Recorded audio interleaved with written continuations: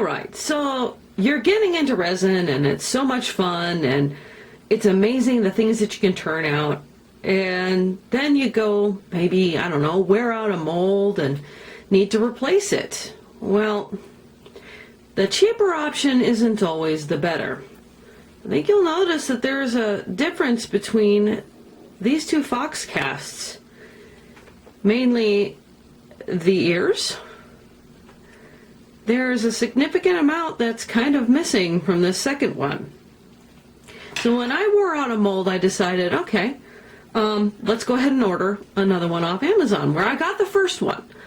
And admittedly, I was looking for a nice, inexpensive option. Happened to see this other one and thought, okay, cool, I'll go ahead and get it.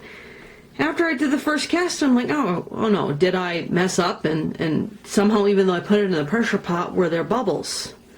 But it turns out that this mold is flawed.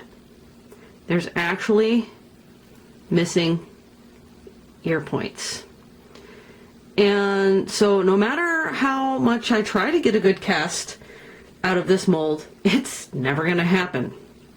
So I ended up going back to the original company where I ordered it and got a new one, and it turns out just fine.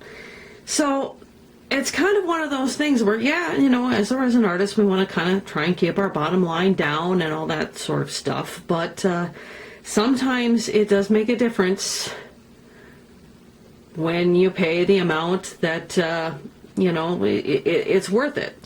So sadly, this is now a waste of money. Also, the silicone definitely is not the same quality. It's not particularly good quality. So this would break down relatively fast compared to the original silicone that this mold is made of. So don't always go for that bargain deal. It's kind of a public service announcement here to sometimes you gotta watch it. You're gonna take a risk if you pay for the cheapest mold out there. Sometimes it's worth spending a little bit more. And by the way, when I went to give a review or contact the original seller of this particular knockoff mold, this mold was no longer listed, so I couldn't review it. I couldn't contact the seller about it. It had been a couple of months since I ordered it. I had set it aside and wasn't going to use it right away, so I wasn't worried about it. But I can't even give feedback to let them know and let others know that, you know, this particular mold was a complete and utter waste of money. So, yeah, keep your eyes out for bad molds. They do exist. Sometimes, you know, go for a more known seller of molds and make sure you don't waste money. Happy casting!